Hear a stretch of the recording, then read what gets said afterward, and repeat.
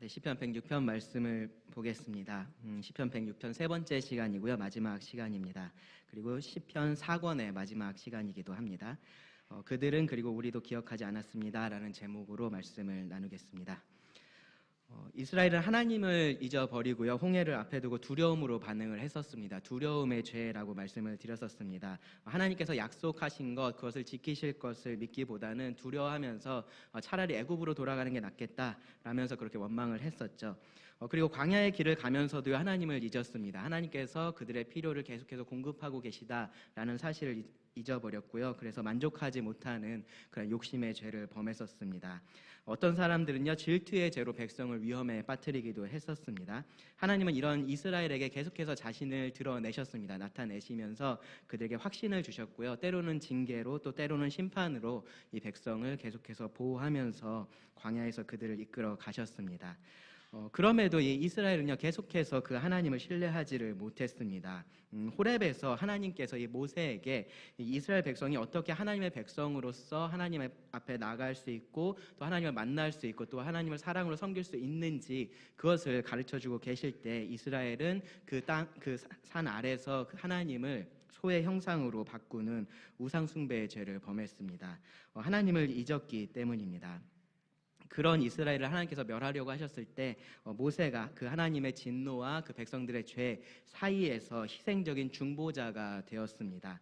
그런 모세를 하나님께서 세우셨던 거죠. 하나님은 그런 중보자를 통해서 은혜를 베푸신다라는 것을 우리가 지난 시간에 살펴봤었습니다. 그리고 이제 이 시편 기자가 계속해서 이후의 사건들을 통해서 자신들의 죄를 고백을 합니다. 앞에서도 어느 정도 이제 말씀을 계속 이렇게 들어오시면서 느끼셨겠지만 어느 정도 반복되는 일들입니다. 이것들이 조금씩 죄의 모습들이 달라지긴 하지만 반복되는 역사라고 할 수 있습니다. 이 반복되는 역사를 통해서요, 시편 기자는요, 이 죄에 대한 하나님의 아주 확실한 진노를 강조를 하고요, 또 그 안에 있는 하나님의 긍휼을 기억을 하는 것을 우리가 볼 수 있습니다. 24절부터 33절은요, 호렙에서 가나안까지 가는 그 여정에서 있었던 일을 기억을 하고 있습니다. 24절에서 27절은 먼저 이 두 번째 두려움의 죄를 우리가 살펴볼 수 있는데요. 잘 아시는 것처럼 가데스 바네아에서 있었던 사건입니다. 이들은요, 홍해를 앞두고서 보였었던 그 똑같은 반응을 이곳에서도 보입니다. 뭐냐 하면은 두려움입니다. 홍해를 앞두고 그들이 두려워했었던 것처럼 이 약속의 땅을 앞두고 그들은 두려움의 죄를 범했습니다. 가나안 땅을 정탐하고서 돌아왔었던 그 12명 중에서 10명이 이렇게 말했습니다. 우리는 능히 올라가서 그 백성을 치지 못하리라. 그들은 우리보다 강하니라. 이것이 그들의 결론이었어요. 그러면서 그들이 정탐했던 그 땅, 하나님께서 그들에게 준다라고 약속하셨던 그 땅을 이들은 악평을 했습니다. 그래서 그 땅은 거주민을 삼키는 땅이다라고 그렇게 그들이 평가를 했습니다. 그러고 나니까 이제 이스라엘 백성들이 그 얘기를 듣고 나서 홍해 앞에서 했었던 것과 똑같은 반응을 보입니다. 울고 통곡을 했고요. 차라리 애굽 땅이나 광야에서 죽는 게 더 나았겠다라고 그렇게 반응을 합니다. 그러면서 아예 다른 지휘관을 세워서 애굽으로 돌아가려고까지 했었습니다. 또 다른 정탐꾼이었던 이 여호수아와 갈렙은요, 하나님께서 약속하신 그 땅을 심히 아름다운 땅이다라고 그렇게 표현을 했었어요. 그러면서 하나님께서 우리의 그 땅을 주실 거다라고 확신을 가지고 힘있게 말을 했었습니다.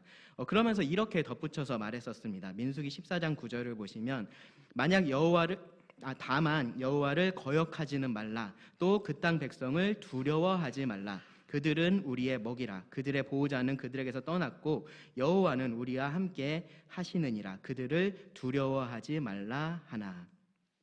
네, 두려움의 죄에 이들이 빠져 있었기 때문에 두려워하지 말라라고 이야기를 해요. 그리고 그 근거가 뭐였냐면은 하나님이 우리와 함께 계시지 않느냐, 이 하나님을 너희가 기억한다면 두려워하지 않을 수 있다라고 그들을 격려했었던 겁니다. 그런데 이것에 대해서 사람들이 아주 놀랄 정도로 부정적으로 반응을 했죠. 어떻게 반응했는지 여러분 기억나시나요? 여호수아와 갈렙을 돌로 쳐서 죽이려고 했습니다. 그만큼 이들에게 있어서는 이 두려움이 가장 컸었던 거고요. 그거에 반대하는 말들은 들리지도 않고 있는 그러한 상황이었었던 겁니다. 이 사건을 시편 기자가 이제 이렇게 요약을 한 거예요. 24절과 25절을 보시면요, 시편 106편. 그들이 그 기쁨의 땅을 멸시하며, 기쁨의 땅이라고 표현을 하죠. 기쁨의 땅을 멸시하며 그 말씀을 믿지 아니하고, 하나님의 말씀을 믿지 않은 겁니다. 그들의 장막에서 원망하며 여호와의 음성을 듣지 아니하였도다. 시편 기자는요, 민수기 14장에서 하나님께서 하셨던 그 말씀들을 아주 적절하게 사용을 하면서 이 당시의 백성들의 죄의 핵심이 무엇이었는지를 지금 여기서 지적을 하고 있는 겁니다.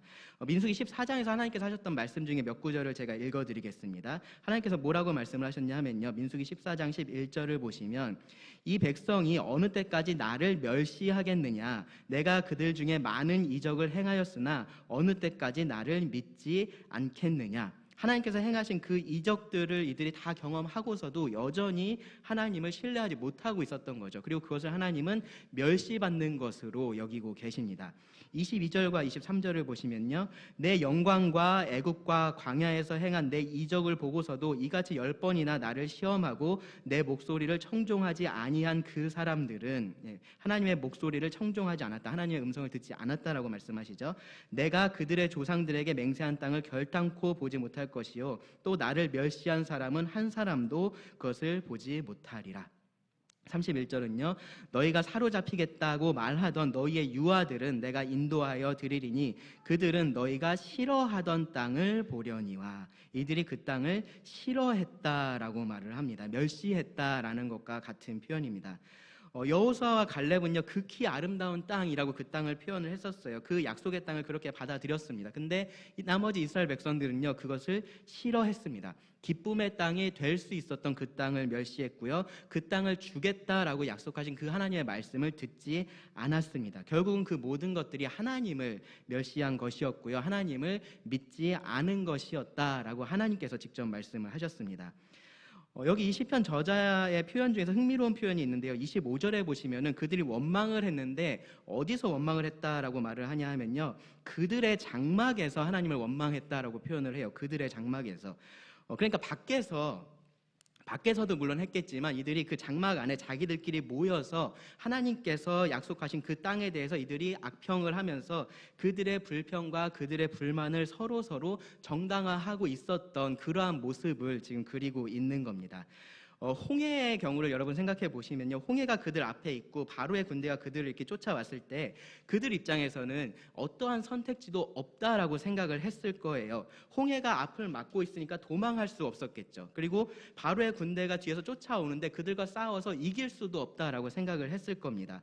그러니까 유일한 방법, 자기들이 살 수 있는 그 순간을 살아남을 수 있는 유일한 방법은 뭐냐 하면은 항복하는 거예요. 항복하고 다시 그냥 애굽으로 돌아가서 원래 살던 대로 그냥 사는 거, 그거라고 아마 생각을 했을 겁니다. 애굽에서 하나님께서 그들에게 얼마나 놀라운 일을 행하셨는지를 기억하지 않았기 때문에 그거 말고는 선택지가 없다라고 그들은 생각을 했을 겁니다. 그래서 아마도요, 이들은요, 자기들이 불평하고 있다, 원망하고 있다라는 생각도 하지 못했을 거예요. 오히려 아주 냉철하게 현실을 지금 직시하고 있고 이것이 정당한 문제 제기다라고 그렇게 생각을 했었을 겁니다. 지금 이 가나안 땅에 들어가는 문제를 놓고서도 이 사람들이 지금 똑같은 그런 상황 가운데 있었습니다.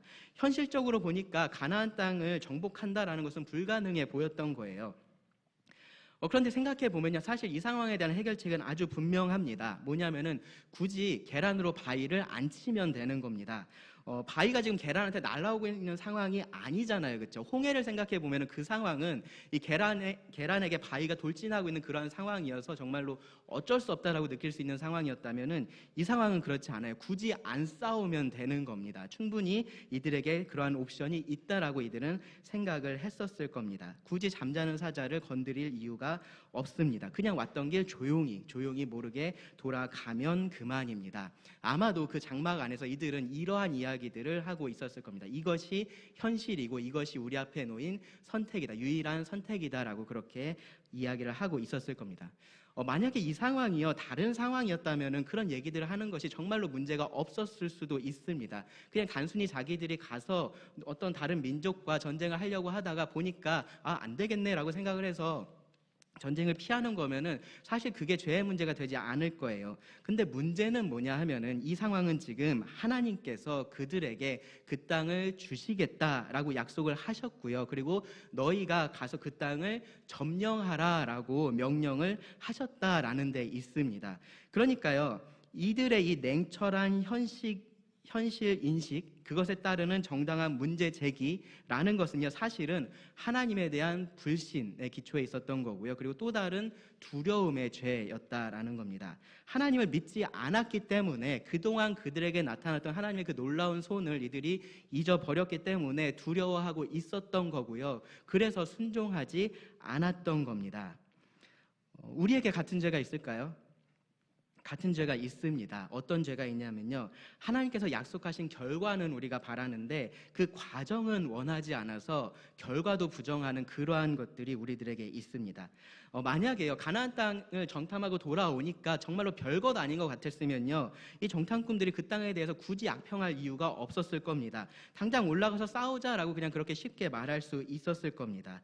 그런데 그들 눈앞에 있는 현실이 그렇게 보이지 않았었던 거죠. 안 될 것 같았습니다. 자기 힘으로는 그들을 이길 수 없을 것 같았습니다. 가나안 땅을 우리 힘으로 점령한다라는 것은 불가능해 보였고요. 그러니까 하나님께서 말씀하신 그 아름다운 땅, 그 기쁨의 땅에 대해서 이 땅은 거주민을 삼키는 악한 땅이다라고 그렇게 평가를 했었던 겁니다. 하나님께서 약속하신 그 복, 그 행복을 나쁜 것이라고 생각을 했었던 겁니다. 그러면서 하나님의 말씀에 순종하기를 거부했고요. 그들이 판단하기에, 자기 판단에 옳은 길을 선택을 했습니다.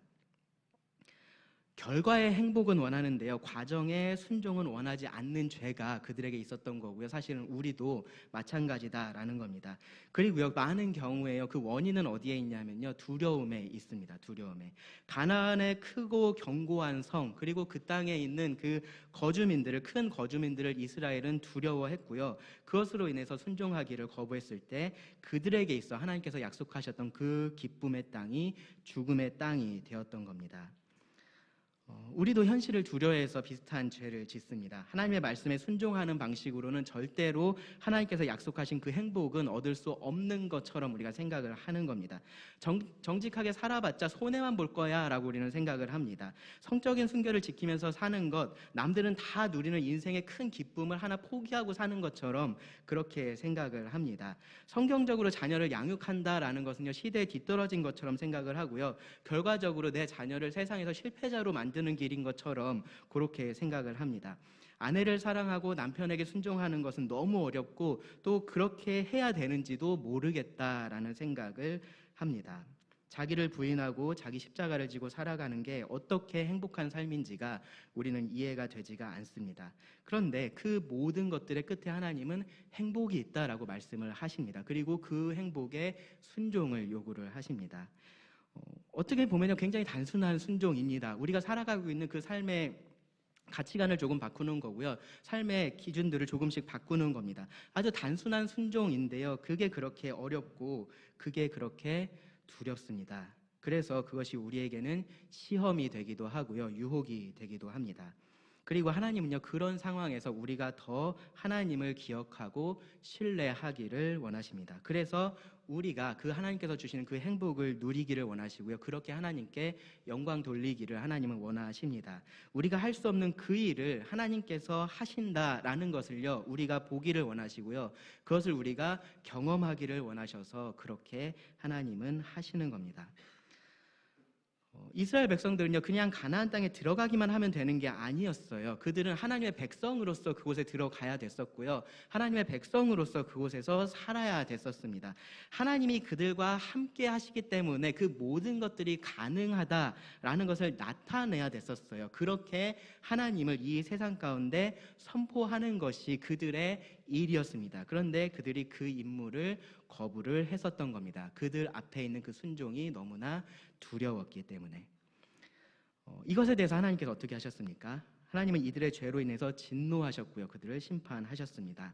여기 시편 26절과 27절을 보시면, 이러므로 그가, 하나님께서 그의 손을 들어 그들에게 맹세하기를 그들이 광야에 엎드러지게 하고 또 그들의 후손을 뭇 백성 중에 엎드러뜨리며 여러 나라로 흩어지게 하리라 하셨도다. 하나님 그들이 원하는 대로 하셨습니다. 그들이 그 땅에 들어가기를 거부했을 때 하나님께서 그 땅에 그들이 들어가지 못하게 하셨습니다. 그들은 차라리 이 광야에서 죽었으면 좋겠다라고 그렇게 말을 했었는데요. 하나님은 그들의 말대로 그들이 광야에서 죽게 하셨습니다. 이 죄에 대한 결과가 무엇인지를 아주 분명하게 말씀을 해 주신 겁니다. 그리고요, 그것이요, 그들의 후손에게 분명한 또 교훈이 됐어야 됩니다. 에스겔 20장 23절에서요, 하나님은 이 광야에서 이것에 대해서 분명한 경고의 말씀을 하셨다라는 것을 얘기를 하시는데요.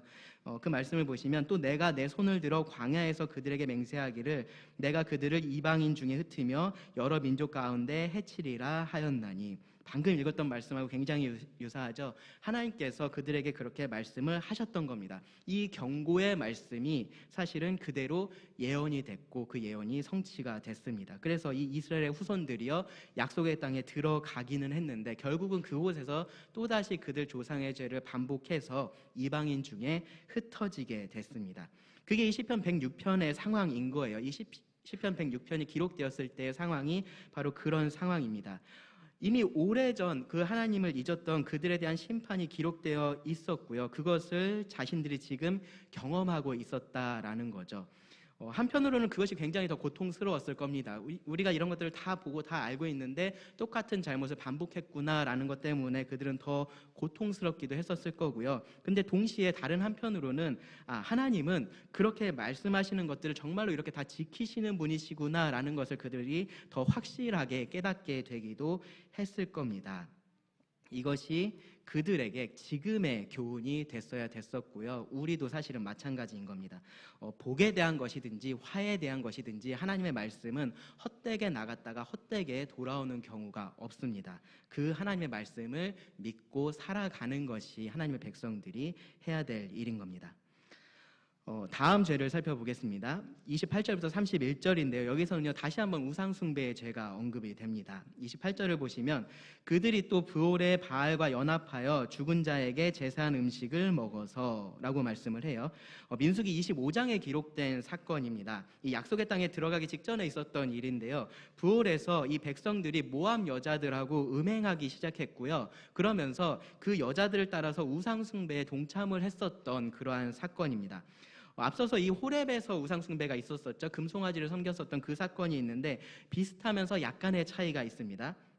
이 호렙에서의 사건은요, 10계명의 제2계명을 아주 직접적으로 어긴 것이다 라고 한다면요, 여기 브올에서의 사건은 제1계명을 직접적으로 어겼던 그러한 사건입니다.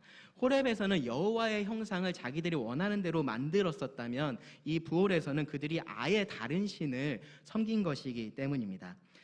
근데 어쨌든 둘 다 아주 직접적인 우상숭배의 죄였고요. 그리고 그 결과도 아주 참혹했습니다. 호렙에서는요, 3,000명가량이 이 죄로 인해서 죽임을 당했었습니다. 레위 자손들이 그 우상숭배자들을 처형을 했었죠. 브올에서는요, 하나님께서 백성 가운데 전염병을 보내십니다. 29절을 보시면 그 행위로 주를 경노하게 함으로써 재앙이, 이것이 바로 전염병이었습니다. 재앙이 그들 중에 크게 유행하였도다. 민수기 25장 9절을 보면요, 이 전염병으로 인해서 죽은 사람이 24,000명이라고 말을 합니다.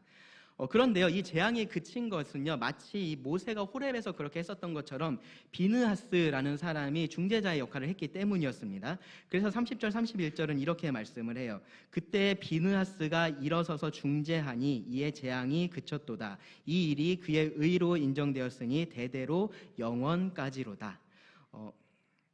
바알 숭배와 음행으로 인해서 이 이스라엘에게 하나님께서 내리신 그 재앙이 계속해서 퍼져갔을 때 회개하지 않고 오히려 대놓고 더 음행을 했었던 사람이 있었습니다. 이름까지 기록이 되어 있는데요, 시므온 가문의 지도자 중에 한 명이었던 시므리라는 사람이었습니다. 그 사람이요, 이 미디안 가문의 한 수령의 딸인 고스비라는 여자를 데리고 와서 백성들이 보고 있는 그 눈앞에서 자기 장막에 들어가서 행음하는 일을 했습니다. 그 의도를 성경에 분명하게 기록하고 있지는 않는데요. 그 모습을 보면은 아주 의도적으로 그렇게 했다라는 것을 알 수 있습니다. 사람들 앞에서 우상 숭배하는 것을 아주 의도적으로 보여줬다라고 우리가 생각할 수 있습니다. 그런 시므리에게 아무 일도 일어나지 않는다면 가나안 땅에 들어가서 이스라엘 백성들은 그 똑같은 일을 아무런 거리낌 없이 할 수 있는 그러한 위험 가운데 있었습니다. 그래서 그때의 아론의 손자였던 여기 말하는 비느하스가 창을 들고 시므리를 찾아서 쫓아 들어갑니다. 그리고 그곳에서 그 행음하는 두 남녀를 죽입니다. 용감하고 의로운 행동이었습니다. 하나님께서 칭찬하셨고요. 그러면서 그와 그의 후손에게 영원한 제사장직을 약속을 하십니다. 언약을 주십니다. 시편 기자는요, 이것을 비느하스가 죄를 지은 그 백성과 하나님의 진노 사이에서 중재한 것으로 그렇게 표현을 합니다. 이 사건은요, 오늘날 우리도 행음하는 사람을 찾아서 그렇게 직접적으로 처형을 해야 된다라는 것을 말하지 않아요. 오늘날 그런 일들은요, 법을 통해서 되어야 되고요. 그런 면에서 우리는 그 법이 바로 서고 제대로 시행되기를 노력을 해야 될 겁니다. 여기서 중요한 것은 그런 게 아니에요. 중요한 건 뭐냐면은 하나님은 그 우상 숭배의 죄를 눈 감아주지 않으신다라는 거고요. 그리고 그렇게 진노하실 때조차도 의로운 자를 일으키셔서 하나님은 긍휼을 베푸신다라는 그 사실이 여기서 중요합니다. 이것이 이 반복되는 역사의 교훈이라고 할 수 있습니다. 이제 마지막으로 언급되는 구체적인 역사의 기록이 하나가 남았는데요. 조금 다른 측면에서 비슷한 교훈을 말씀을 합니다. 32절과 33절인데요. 여기서는 다시 한번 그 욕심의 죄에서 말씀을 합니다. 말씀을 읽어보면요. 그들이 또 무리바 물에서 여호와를 노하시게 하였으므로 그들 때문에 재난이 모세에게 이르렀나니 이는 그들이 그의 뜻을 거역함으로 말미암아 모세가 그의 입술로 망령되이 말하였음이로다. 무리바의 물 사건 여러분 기억하실 겁니다. 민수기 20장에 기록이 되어 있는 사건입니다. 메추라기 사건 때하고 마찬가지로 백성들이 먹을 것을 가지고 불평을 쏟아냈었던 그러한 사건입니다. 그들이 계속해서 했던 말이 뭐냐면요, 우리를 굳이 왜 잘 살고 있던 애굽에서 나오게 해가지고 이 고생을 계속 시키냐, 그런 것을 가지고서 계속 불평을 했었어요. 이런 불평과 원망은요, 다른 사건에서도 사실 비슷한데 이 무리바 사건에서 특별한 것은 뭐냐면은 모세가, 그들의 지도자였던 모세가 이 사건을 통해서 죄를 범했다라는 점에 있습니다. 하나님께서는 모세에게 뭐라고 말씀하셨냐면은 반석에게 명하여서 물을 내라라고 그렇게 말씀을 하셨어요. 그런데 모세가 했었던 그 말과 행동을 가만히 보면요, 모세는 이 백성들에게 분노했었고요, 그것을 좀 표현하려고 했었던 것을 우리가 볼 수 있습니다. 백성들을 반역한 너희라고 그렇게 부르면서 우리가 너희를 위하여 이 반석에서 물을 내랴라고 그렇게 말을 했었어요. 그러면서 지팡이로 반석을 2번을 쳤습니다. 하나님께서 그렇게 하라고 말씀하지 않으셨었죠. 근데 모세가 그렇게 했었습니다. 결국 물이 나오기는 했습니다. 그런데 그런 모세에게 하나님께서 이렇게 말씀을 하셨습니다. 민수기 20장 12절을 보시면 여호와께서 모세와 아론에게 이르시되 너희가 나를 믿지 아니하고 이스라엘 자손의 목전에서 내 거룩함을 나타내지 아니한 고로 너희는 이 회중을 내가 그들에게 준 땅으로 인도하여 들이지 못하리라 하시니라. 하나님은 진노 중에서도 긍휼을 베푸시는 그러한 분이셨습니다. 그런데 여기 보시면 반대로 하나님께서 세우셨던 그 지도자 모세와 아론이라고 해도 이 죄의 결과에 있어서는 예외를 두지 않는다라는 것을 보여주셨습니다. 이들이 하나님을 믿지 않았다라고 하나님 표현하셨어요. 불신의 죄를 하나님은 동일하게 그렇게 심판을 하셨던 겁니다. 지금까지 우리가 이스라엘의 죄의 역사를 계속해서 살펴봤습니다. 총 7개의 그런 구체적인 사건들을 살펴봤는데요. 이 죄의 역사가 우리들에게 말해주는 건 뭐냐 하면요, 우리가 다 이런 죄에서 자유롭지 못하다라는 겁니다. 우리가 동일하게 이러한 죄로 인해서 정죄받을 그러한 죄인들이다라는 것을 말을 해주고요. 그리고 그런 죄에 대해서 하나님은 진노하시고 심판하신다라는 사실을 분명하게 말해줍니다. 그리고 그러한 진노 중에서도 하나님은 긍휼을 베푸신다라는 것을 말해줍니다. 이제 마지막으로 시편 기자는요, 가나안에서 있었던 일들을 요약을 합니다. 여기서는 어떤 구체적인 사건을 이야기를 하지 않아요. 그것보다는 이 지금까지 역사를 통해서 드러났던 이 사실들, 우리가 다 죄를 짓고 하나님께서 그 죄를 심판하시고 그 심판 중에 하나님의 긍휼이 있었다라는 그 사실을 이 가나안에서의 역사를 통해서 증명을 합니다. 34절부터 46절인데요. 이 마지막에 언급된 죄는요, 타협의 죄라고 말을 할 수 있을 겁니다. 이 이스라엘은요, 하나님께서 명령하신 대로 이방 민족들을 멸하지 않았어요. 그들과 혼합되어 살면서 결국은 하나님도 섬기고 우상을 섬기는 그런 타협의 죄에 빠졌습니다. 먼저 34절부터 39절을 읽겠습니다. 그들은 여호와께서 멸하라고 말씀하신 그 이방 민족들을 멸하지 아니하고 그 이방 나라들과 섞여서 그들의 행위를 배우며 그들의 우상들을 섬김으로 그것들이 그들에게 올무가 되었도다. 그들이 그들의 자녀를 악귀들에게 희생제물로 바쳤도다. 무죄한 피 곧 그들의 자녀의 피를 흘려 가나안의 우상들에게 제사함으로 그 땅이 피로 더러워졌도다. 그들은 그들의 행위로 더러워지니 그들의 행동이 음탕하도다. 하나님은 분명히 이 죄에 대해서 경고를 하셨습니다. 들어가서 너희가 그들과 섞이면 안 될 것에 대해서 분명하게 말씀을 하셨습니다. 그들과 구별되어서 살아야 될 것을 말씀하셨습니다. 그러기 위해서 그들을 멸해야 한다라고 하나님 분명하게 말씀을 하셨습니다. 이게 민족 차별과 같은 그러한 문제가 아니고요. 그들이 가지고 있었던 이 가나안의 백성들이 가지고 있었던 뿌리 깊은 우상 숭배의 문화가 문제였습니다. 그래서 결국은 이 이방 민족을 멸하지 않고 그들과 함께 살면은 그들이 너희에게 가시가 될 것이어서 너희가 괴로워할 거다라고 하나님 아주 분명하게 경고를 하셨습니다. 그런데 결국 그렇게 됐던 겁니다. 공존, 상생이라는 말은 이럴 때 쓸 수 있는 말이 아닌 거예요. 근데 이스라엘은 이 하나님의 말씀을 기억하지 못했고요. 이방인들과 같이 살면서 그들처럼 생각하고 그들처럼 행동하는 그러한 민족이 되었습니다. 하나님의 백성이었지만 이방인이 되었던 겁니다. 이스라엘이 그렇게 됐다라는 것은요, 사실 어떤 면에서 보면요, 그동안의 이스라엘의 모든 역사를 무의미한 것으로 만드는 것이기도 합니다. 하나님은요, 애굽에서 나온 이스라엘 백성들에게 이렇게 말씀을 하셨었어요. 출애굽기 19장 4절부터 6절을 보시면 내가 애굽 사람에게 어떻게 행하였음과 내가 어떻게 독수리 날개로 너희를 업어 내게로 인도하였음을 너희가 보았느니라. 세계가 다 나에게 속하였나니 너희가 내 말을 잘 듣고 내 언약을 지키면 너희는 모든 민족 중에서 내 소유가 되겠고 너희가 내게 대하여 제사장 나라가 되며 거룩한 백성이 되리라. 너는 이 말을 이스라엘 자손에게 전할지니라. 하나님은요, 이스라엘 백성이 다르기를 원하셨습니다. 그렇게 해서 제사장의 나라로서 거룩한 백성으로서 이 땅 가운데서 기능하기를 원하셨습니다. 그런 이스라엘이 다른 민족, 다른 나라와 전혀 구분되지 않는 삶을 산다라는 것은요, 하나님께서 그들을 선택해서 세우신 그 목적에 정면으로 위배가 되는 그러한 일이었던 겁니다. 그래서 하나님은 그 죄를 엄하게 다루십니다. 이전에 죄에 대해서 진노하셨던 것처럼 하나님은 그들에게 진노하셨고요, 심판하셨습니다. 당연하고 마땅한 일이었습니다. 40절부터 43절을 보시면요, 그러므로 여호와께서 자기 백성에게 맹렬히 노하시며 자기의 유업을 미워하사 그들을 이방 나라의 손에 넘기심에 그들을 미워하는 자들이 그들을 다스렸도다. 그들이 원수들의 압박을 받고 그들의 수하에 복종하게 되었도다. 여호와께서 여러 번 그들을 건지시나 그들은 교묘하게 거역하며 자기 죄악으로 말미암아 낮아짐을 당하였도다. 여호와께서 여러 번 그들을 건지셨다라고 말을 하니까요, 이것이 한 번의 역사가 아니라 반복되는 역사였다라는 것을 우리가 알 수 있습니다. 계속해서 이들은 이러한 잘못을 범했고요, 하나님은 계속해서 그들을 심판하셨던 겁니다. 그런데요, 그러한 하나님의 심판 중에, 하나님의 진노 중에 하나님은 긍휼을 또 베푸셨습니다. 이 죄에 대한 하나님의 진노와 심판은 제가 계속 말씀드리지만 당연하고 마땅한 일입니다. 그런데 긍휼이라는 것은 그런 게 아닙니다. 죄에 대해서 오래 참고 은혜를 베푸는 것은 당연한 일이 아닌 겁니다. 죄인에게 마땅한 일이 아닌 겁니다. 근데 하나님은 계속해서 자기 백성 이스라엘에게 그렇게 긍휼을 베푸셨습니다. 이스라엘은 하나님의 백성이 되기를 거부한 것처럼 그렇게 행동했지만요, 하나님은 그들의 하나님이 되기를 멈추지 않으셨던 겁니다.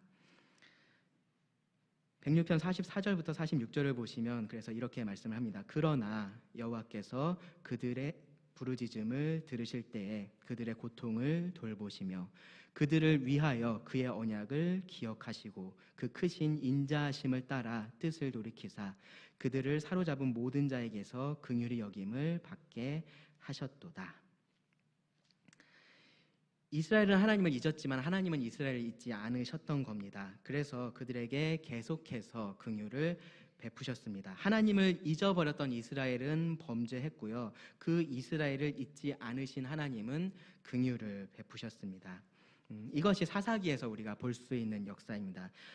이 시편 기자는요 지금 43절의 상황에 머물러 있습니다. 그들은 죄를 범했고요. 하나님께서 그들에게 진노하시고 심판하셔서 이방 나라 가운데 그들이 흩어져 있는 그러한 상황 가운데 있었습니다. 그렇기 때문에 이 역사 가운데서 하나님이 어떠한 분이셨는지를 이 시편 기자가 기억을 하고 이제 그 기억에 이렇게 두 가지로 반응을 합니다. 뭐냐면요, 첫 번째는 간구이고요, 두 번째는 찬양입니다. 시편의 나머지 말씀이 그것을 말씀을 하고 있습니다. 4절부터 5절 말씀을 보면요, 하나님의 은혜와 긍휼을 구하는 기도가 나옵니다. 이 간구가 이 죄에 대한 고백을 둘러싸고 있습니다. 4절과 5절에 있고요, 47절에 나옵니다. 정의를 지키는 자들과 항상 공의를 행하는 자는 복이 있도다. 여호와여, 주의 백성에게 베푸시는 은혜로 나를 기억하시며 주의 구원으로 나를 돌보사 내가 주의 택하신 자가 형통함을 보고 주의 나라의 기쁨을 나누어 가지게 하사 주의 유산을 자랑하게 하소서. 47절입니다. 여호와 우리 하나님이여, 우리를 구원하사 여러 나라로부터 모으시고 우리가 주의 거룩하신 이름을 감사하며 주의 영예를 찬양하게 하소서. 하나님께서 언약을 기억하시고 긍휼을 베푸신 것이 역사입니다. 이스라엘은 죄를 범했지만, 그리고 하나님은 그들에게 진노하고 심판하셨지만 여전히 하나님은 언약을 기억하시고 그들에게 긍휼을 베푸셨던 것이 역사를 통해서 계속해서 반복해서 증명되었습니다. 그렇기 때문에 이 시편 기자는요, 그렇게 하나님께서 자신을 기억해 주시고 또 다른 긍휼을, 은혜를 베풀어 주시기를 구하고 있습니다. 그 은혜는 뭐냐 하면요, 지금 이렇게 심판을 받아서 흩어져 있는 하나님 나라의 백성들, 주의 백성이라고 표현을 하고 있고 주의 택하신 자라고 표현을 하고 있고 주의 나라라고 표현을 하고 있고 주의 유산이라고 표현이 되어 있는 이 하나님의 백성들을 다시 하나님께서 약속하셨던 그 땅으로 돌아오게 하는 것, 그것을 구하고 있습니다. 그렇게 해서 그 모든 일들을 이루신 하나님께 감사하고, 그리고 하나님께서 하신 그 일들로 인해서 하나님께 영광 돌리기를 원합니다. 정의를 지키고요, 또 공의를 행하는 자가 복이 있는 사람입니다. 그것이 하나님의 백성으로서의 마땅한 모습입니다. 그런데 그런 모습에서 멀어질 때가 있습니다. 죄를 범할 때가 있는 거죠. 그럴 때 하나님께서 우리들에게 주시는 그 복도 우리들에게서 함께 멀어집니다. 그러면 어떻게 해야 될까요? 우리가 교회 일을 그때 더 열심히 하면 될까요? 헌금을 더 많이 하면 될까요? 그런 것들이 아니라요, 죄를 고백해야 되는 겁니다. 그리고 하나님의 은혜를 구해야 되는 겁니다. 이것이 우리의 죄를 생각할 때 우리가 반응해야 할 첫 번째 반응이 되어야 됩니다. 죄를 고백합니다. 그리고 거기서 그냥 끝나는 게 아니라요, 그 낮아진 마음으로, 그 낮아진 곳에서 하나님을 바라봐야 되는 겁니다. 그렇게 하지 않으면요, 우리는 죄책감에 사로잡혀서요, 하나님을 용서하지 않으시는 아주 무자비하신 하나님으로 만들 수 있습니다. 하나님을 긍휼이 없는 분으로 우리가 만들 수 있습니다. 그런데 그렇지 않다라는 걸 우리가 잘 알고 있습니다. 죄가 더한 곳에 하나님의 은혜는 더욱더 넘칩니다. 때로 자녀들이 어떠한 잘못을 범했을 때요, 부모가 두려워서 그 죄를 숨기려고 할 때가 있습니다. 혹은요, 그 죄를 고백을 하기는 하는데 마치 이 재판장에서 어쩔 수 없이 그 죄를 인정하는 것처럼 그런 태도로 죄에 대해서 말을 하기도 합니다. 그런데요, 부모가 원하는 것은 사실은 그러한 모습이 아닙니다. 부모는 언제나 용서할 준비가 되어 있습니다. 다시 그 사랑으로 이 죄를 범한 그 자녀를 품어줄 수가 있습니다. 그러면 자녀가 해야 될 일은 뭐냐면요, 죄를 인정하고 그 부모를, 은혜를 베푸는 그 부모를 믿고 은혜를 구하는 겁니다. 하물며 하나님은 더욱이나 그런 분이십니다. 그렇기 때문에 이 죄의 자백에 대해서 여러분 이 한 가지를 잊지 마셔야 됩니다. 뭐냐면요, 나의 죄를 별것 아닌 것처럼 여기거나 혹은 반대로 이 죄를 너무 크게 여겨서 하나님의 은혜를 별것 아닌 것으로 만드시면 안 됩니다. 나의 죄는요, 나를 아버지 하나님의 진노의 대상으로 만들고 심판의 대상으로 만들 만큼 그렇게 큰 죄입니다. 하나님과 우리 사이에 그 친밀한 관계를 무너뜨릴 만큼 그렇게 큰 것이 우리들의 죄입니다. 그런데 그 죄는요, 하나님의 은혜의 대상에서 나를 제외할 만큼, 하나님의 사랑에서 나를 끊을 만큼 큰 것은 아닙니다. 그러니까요, 여러분, 처절하게 나의 죄를 인정을 해야 되고요. 그러면서 동시에 언제나 용서하시고 은혜를 베푸시는 그 하나님께로 나갈 수 있어야 됩니다. 예수님을 기억하고서 그렇게 해야 됩니다. 하나님은 이 이스라엘의 역사를 통해서 자신이 어떤 하나님이신지를 증명해 보여주셨는데요. 궁극적으로는 이 땅에 오셨던 그 예수님을 통해서 더할 수 없이 선명하게 자신을 드러내 주셨습니다. 중요한 건요, 내 죄를 인정하고요, 그리고 그런 하나님의 도우심을 구하는 겁니다. 그런 간구가 우리 예배에는 항상 필요합니다. 그래야지 그런 하나님께서 진정 높임을 받으시기 때문에 그렇습니다.